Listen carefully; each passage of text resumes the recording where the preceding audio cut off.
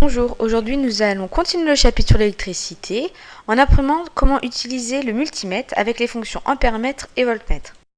Commençons tout d'abord par une présentation du multimètre qui est divisé en plusieurs parties. Tout d'abord la fonction voltmètre qui permet de mesurer une tension, la fonction ampèremètre qui permet de mesurer une intensité et la fonction résistance qui permet de mesurer la résistance mais que nous n'allons pas voir dans cette vidéo. En bas du multimètre se situent les différentes bornes de branchement avec la borne COM qui sera toujours la borne de sortie. Commençons par apprendre comment mesurer une intensité. Pour cela, il suffit de sélectionner la fonction ampèremètre, donc la partie en rose, en courant continu. Il faut ensuite se placer sur le plus grand calibre, c'est-à-dire le calibre 10A. Nous allons ensuite brancher deux fils de connexion sur les bornes 10A et COM.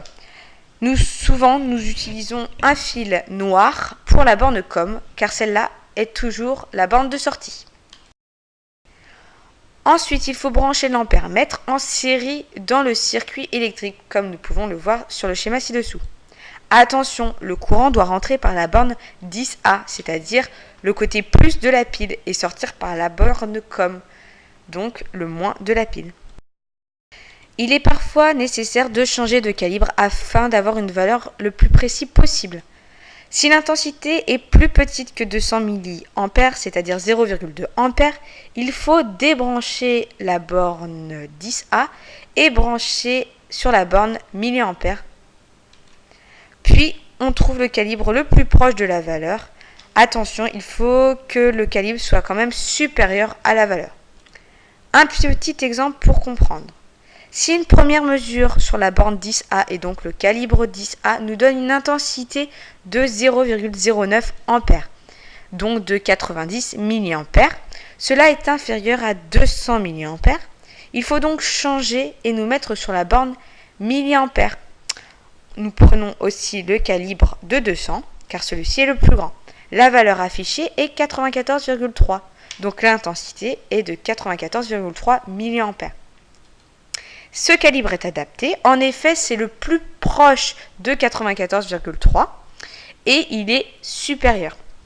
En effet, si nous nous étions placés sur la calibre 20 mA, cela aurait été proche de 94 mais inférieur.